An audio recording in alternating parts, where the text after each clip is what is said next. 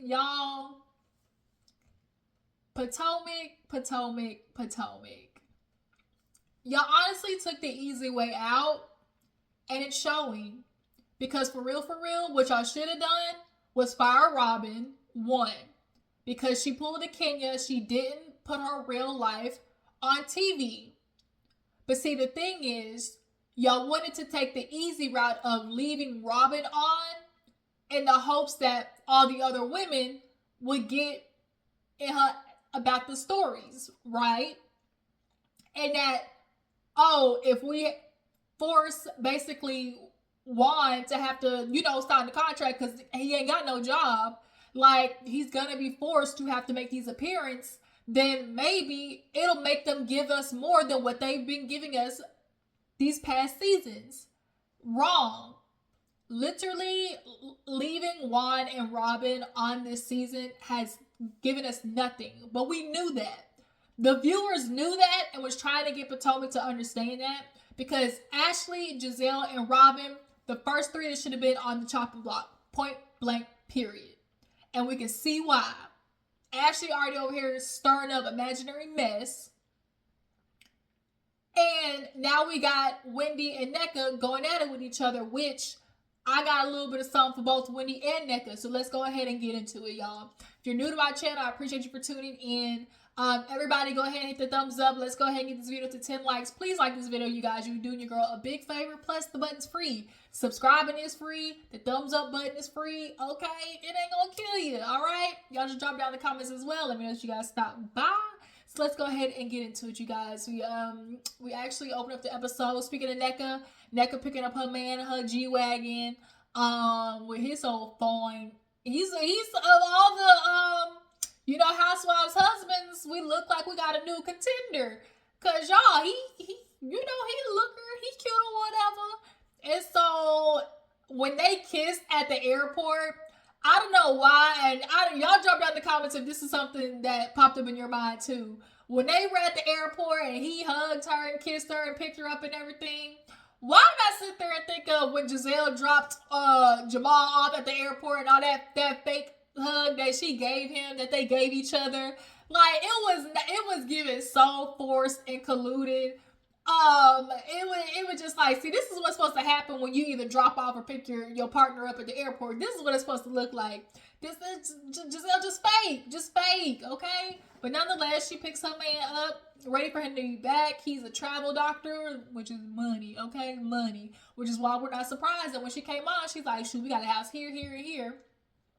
It's given, the Nigerian Monique. Okay, come from, money on her side. I don't know about the husband side, but, she's kind of like she's definitely giving Nigerian Hillary Banks. That's what she's giving. She's got the dog, the champs, kind of the confused curls. Her curls don't know whether they want to be, Annie, or if they want to, give Auntie at the church. They don't know which one they want to give.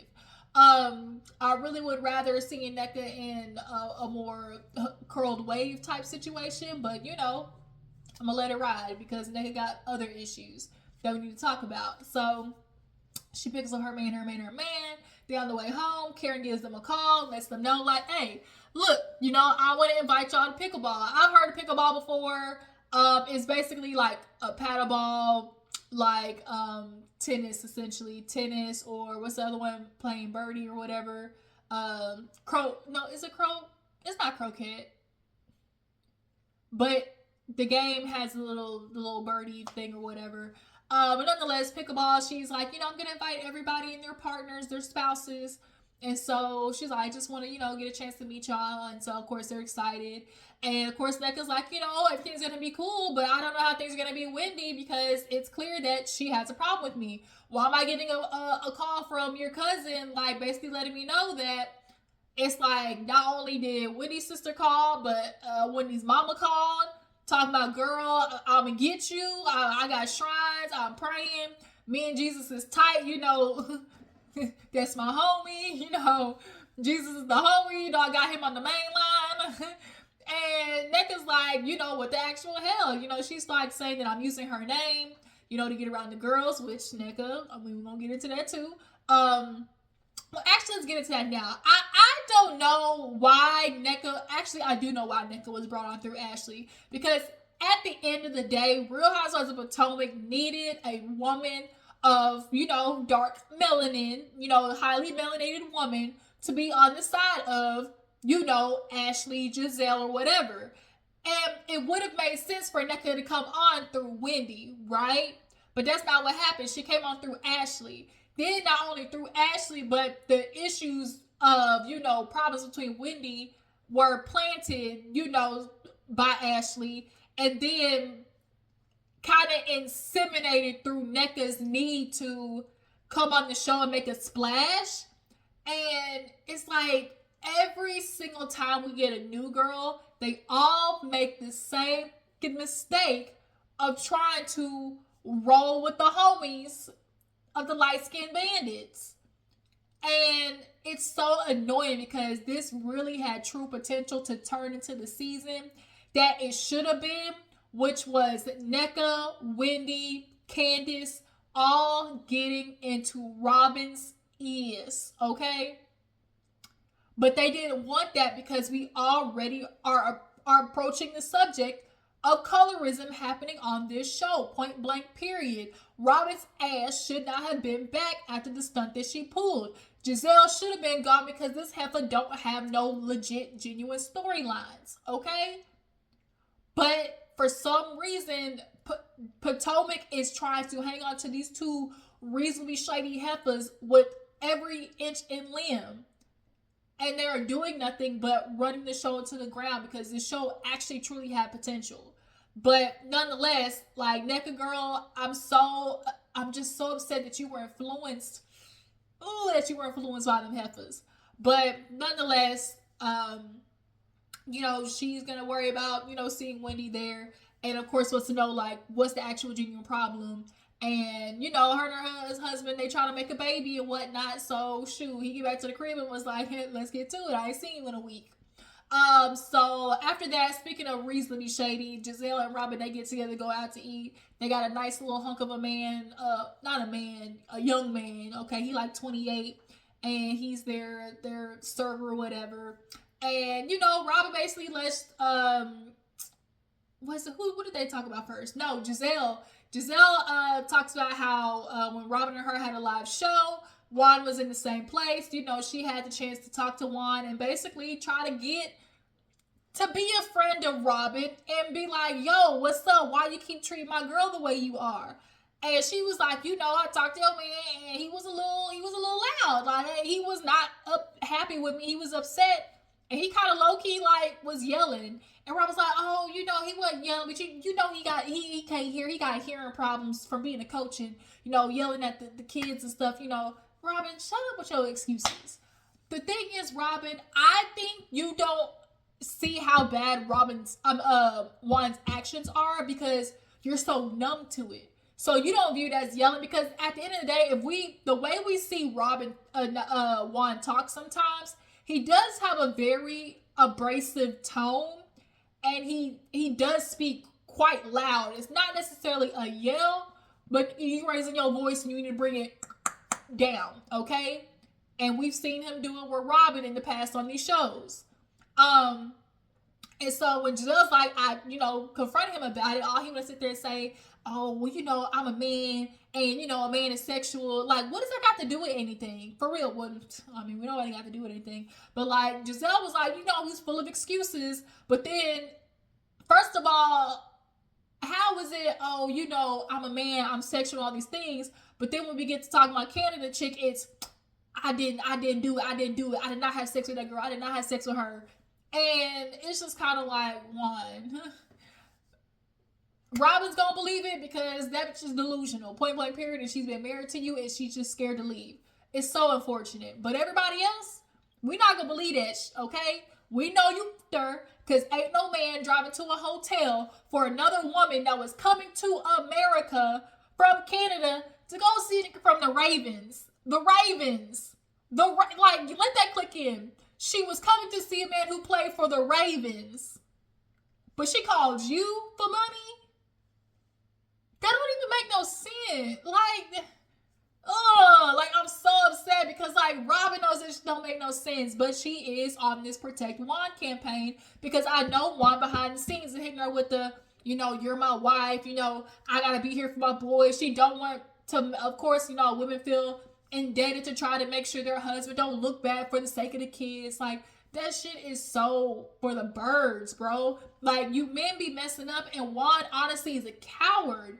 You're a coward because you're always sending Robyn out there to take the front line, and you have yet to truly like come forward in a vulnerable, in a actual genuine way of acknowledging your actions and how they affect Robyn. Not just your actions, but how it affects Robyn. But at the end of the day, he clearly doesn't care about Robyn's feelings, okay? But nonetheless, Robyn's like, he's gonna say whatever because the story ain't gonna change. And Gizelle was like, clearly the story's not gonna change. But Robyn's like, shoot, girl, I got some, I shouldn't be telling you, but I got some gossip. And of course, Gizelle's like, ooh, girl, tell me, that means you need to tell me. So she basically fills Gizelle in on the whole, Nneka and Wendy situation. She's like, girl, yeah, Nneka called me and told me about how Wendy's mama was getting into her and how she's like, got a shrine and, she, have you ever met anybody that, went against us? They all end up, catching their karma essentially, and Gizelle's like, oh, word? That's not what I do. She's like, my husband was a preacher, so, I don't mess with the dark side. And I'm definitely one of those people, I don't mess with no voodoo, no voodoo, no hoodoo, no Ouija boards. I don't mess with talking to the spirits, not on duty. So yeah, she was just kind of like, well, that's so crazy. Like if Wendy's mama did that, like that's so messed up because that's nothing to play with, And so Robyn, of course, she want to be messy. She like y'all sit here and wonder why these just don't like you when y'all constantly interfering with their life and constantly got shit to say about their life and their family. Like it really is baffling to me. Like y'all, I cannot with these two bitches, with these two crazy batches. So Candiace, she goes, she's with her mom. She's like her and Mama Dorothy have been, in a good place, a better place ever since she's kind of like, grown into her own. Because when Candiace came on, she was so under her mom's thumb in a way that was very unhealthy. And yeah, your mama may be a therapist, but that bitch is unhinged. For real. And she lacks accountability and lacks introspection of herself and how she affects you as a mother. But, that's neither here nor there. They go outside and, start talking about life and everything. Candiace is talking about being on tour and, how that has affected her in her pockets. Anybody who's like a celebrity, they talk about going on tour. Like the touring aspect of itself is exhausting, going from city to city, hotel to hotel, plane to plane. But then you, of course, like she said, feel appreciative because all these people came out to see you. But she's like, I can't spend no money like that. And so Dorothy's like, well, speaking of money, what's Chris doing? And Chris, she's like, Chris is still doing virtual lessons, his book. And I heard that Chris got some seasonings now from Twitter. So if that is, good for him. But Candiace, I guess, is like, Chris quit his job to, I guess, do all this stuff for her. So Miss Dorothy, you talking about he might not be doing nothing, might not making no money. But I mean, as a man, if he's willing to quit and support his wife and that's what works for them, then hey. But Dorothy's always gonna see it as this ain't working, this ain't bringing in no money, because that's exactly what she asked. When she was like, oh, he's doing those things? Well, is he making money? And immediately Candiace was like, Mom, she's like, what? I'm not being shady. If I'm gonna ask about everything. Girl, Dorothy, you ain't slick. Girl, you ain't slick. So, yeah, let's stop. But they end up talking about, she's like, yeah, Robyn and, the mom is like, are you ever going to be cool with Robyn again? And Candiace is like, just no. Like, that girl flipped on me. Like, she knew her friend was coming for my man. He was straight up lying. You came to me up front and first was like, oh, I don't think Chris ever intended that. But then you want to backtrack, backpedal, pop when it's reunion time and sit there and be like, well, we can all agree that should no man or no husband be in a hotel with a woman. Oh, word? What about one? I hope somebody bring that up at the reunion. I hope to God they bring it up at the reunion. Robyn, you told Candiace last season that it isn't a smart idea for a husband to be in the same hotel room as a woman. So how come it wasn't a problem when Juan did it? Okay, right. So Candiace absolutely has a right to be mad, and she's just kind of like feeling like I can't trust that because I thought she was my friend, but clearly not. And so it is gonna be what it is. But Gizelle is that for life, for real. So it's time for pickleball. Everybody's showing up. Karen and Ray, they dressed up as the pickles. Okay.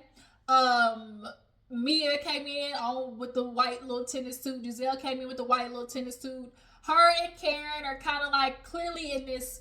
They reside in this middle ground constantly. I think Gizelle and Karen have kind of reached the understanding of like our phase of just beefing and fighting with each other is over. They do better with just kind of riding this middle ground because for some years they was slinging mud and pots and pans at each other, right? But now that we got a new women with new, I guess, beef or whatever, I think at this juncture in time, they are kind of taking a ceasefire with each other.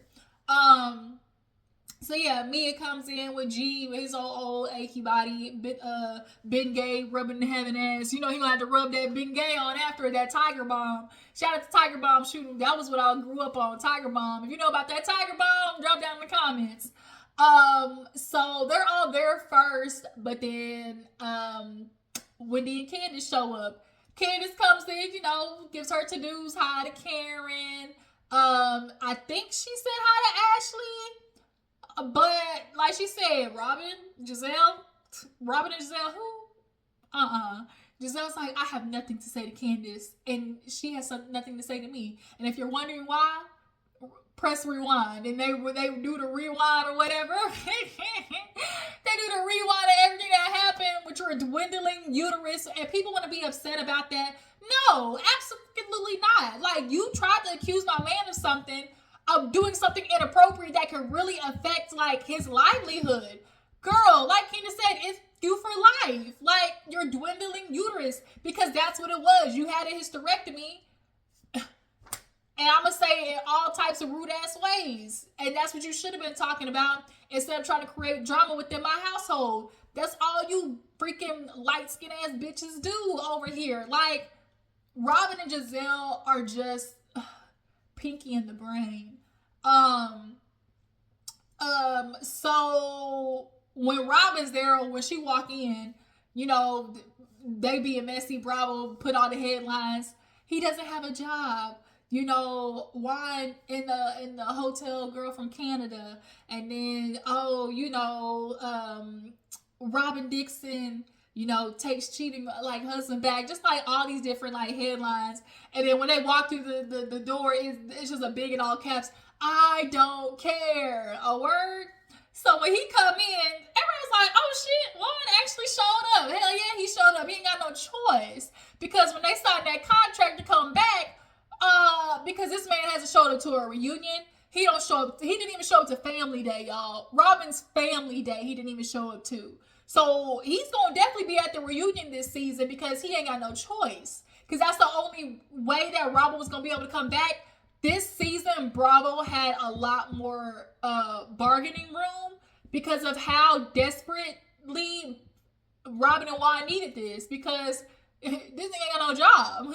And Robyn is the only one bringing in income. So yeah, you gonna show up. Like Candiace said, wait a minute. Is that Juan Dixon? Player from the Himalaya? Or as Rodney say, shout out to Rodney the Voice, Wandering Dixon.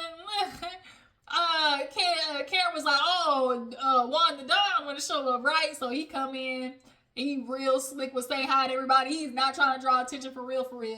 But all the ladies, Karen, she just like dissects all the teams up. Nneka comes in, says hi. But Nneka's husband actually kind of knows Eddie, just, because they went to college together. But when Nneka's on Wendy's team, she kind of gives like a proverbial, hey girl. So they play a little bit, and then it comes time, they all, sit back down and eat or whatever. And Karen's like, I just want to thank everybody for coming. The husbands, you as well. You guys know that we all are in the greatest spot, in regards to the women, us all together. And, Robyn, you showing up. And the minute the word Robyn came out of her mouth, Juan was not even trying to take the chance that something about them or him was going to come up. So he gets up and leaves, and Robyn's like, you're saying my name. And all Karen kind of really was trying to say, like, Robyn, we're not in the best spot, but you're here. That's what she was alluding to. But Juan, you did the shit. Like, you're mad that people want to talk about the shit that you did. Like, he really has some nerve. Like, he really does. But, yeah, after that kind of happened, I don't know who brought it up, but, oh no, Ashley, because after that, when Karen's like, oh, we have problems, and I just want us all to work it out. And Ashley's like, well, Wendy, I want to say thank you for, just hearing me out when I said that I miscommunicated, what Nneka was saying, and I got it wrong, and I shouldn't have, did that to you. And Nneka's like, I appreciate you for doing that. And so Candiace was like, well, so that means y'all should be good then. And it was like this weird, awkward silence. And then this is where Wendy, I gotta get into that ass. Because Wendy pulled Nneka first was like, well, yeah, I don't have a problem. Like, I don't know her enough to have a problem with her. And then Wendy quite literally repeats the same thing. Like, I don't know her. Like, I can't have a problem with her if I don't know her. And Nneka's like, bitch, that's what I just said. Like, but she's like, but I don't know you. But it's like, you know of each other. Like, do you know each other? Not necessarily know, but y'all do know each other enough to where you have a connection to truly sit each other to the side and talk this shit through. But I think that both of them understand it's like, maybe it's a part of like, we gotta make this show, but y'all shouldn't have played into the game. I'm so upset that they played into the game. Y'all really could have flipped this shit on their head this season. Y'all really could have. And I'm so mad because they're taking the easy way out instead of really producing, instead of really doing reality TV. Now, there is a bit of this that is actually real at this point, because Nneka's like, Wendy, you might not have a problem with, like, you're saying that, but you clearly do, because your sister not only called my in-laws or whatever, like your mom did as well. And Wendy, girl, you sitting here Wendy pulled a whole ass charade. And y'all know what I'm talking about, where Sheree, she just talks over people because she don't want them to actually get the words out. So that's what Wendy did, and that's why I'm so pissed off, because Wendy, girl, we saw what you were doing. She said your mom called, and then your sister talked on the phone. And then Wendy was like, wait a minute, you switched your story up. You said that I called. No, she didn't say that you called. She said that your mom called and that your sister called. And then she's like, girl, what are you even talking about? Where's the receipts? And sure enough, they posted it, the screenshots. She's like, on Good Friday of all days, your mama called, tried to sit there and say that she had a shrine and that she, was praying over me and basically her downfall. And Wendy was just kept talking over her. And she pulled the girl, it's a flop, it's a flop. You tried it. You tried to come here and start a problem with me. And Nneka's like, girl, your family's the one, you and your family's the one with the problem with me. Like, I'm not doing this with you. Like, I'm trying to address it. So Wendy's like, well, address it then. She's like, well, I am, bitch. And so the minute she said, bitch, everybody's like, all right, wait a minute, we don't want the bitch starting to slide out. So then, Karen's like, this should, like, y'all should be able to clear this up and make up. And Wendy, this was another thing that, blew up Wendy's spot, and that clearly was a deflection. I don't want to clear the things up with her. I don't need to. Who I do want to make up with? Mia. And everybody was like, Mia? And she pulls Mia to the side, and that's when I was like, Wendy, girl, Wendy, bitch, I'm not finna do this with you. Wendy know that her mama called, and Candiace was like, girl, wait a minute, Nneka, like, you can't fault her for what her family did. And I think had Wendy taken the approach of like, I didn't know my mom called, but Wendy, you knew your mom called. That she knows her mom because she knows how her mama is. Like, okay, you hear that, and okay, Nneka was like, quote unquote, using her name. And if so, like, be real and address it, okay? So she knows you, so of course she gonna talk about how she know you or whatever. But when Wendy put that fake shit trying to pull me into the side, like, oh girl, we can be cordial with each other. Everybody over there, even Calvin, or Cal, whatever, Giselle's friend was like, Wendy lying. Everybody knew Wendy was lying. Wendy knew she was lying. So then now everybody gets up, and then Mia started the party even more because when she's over there talking to Nneka and her husband, and he was like, yeah, you know, Eddie don't follow me. Wendy's like, Mia was like, oh, word? She runs over to Eddie, you unfollowed him? And so now Eddie jumps over there and goes to Ike or whatever. And he was like, why you gonna follow me, Eddie? And Eddie froze. Facebook, do I even know you, man? Eddie, that's not what he asked. That's not what he asked, Eddie. That he didn't ask whether he knew you or not. He asked me, are we not friends on Facebook? Man, we not finna beef over Facebook. We not finna beef over Facebook. It's not, no, that like, Eddie, you pull, both Eddie and Wendy knew what was up. Point blank, period.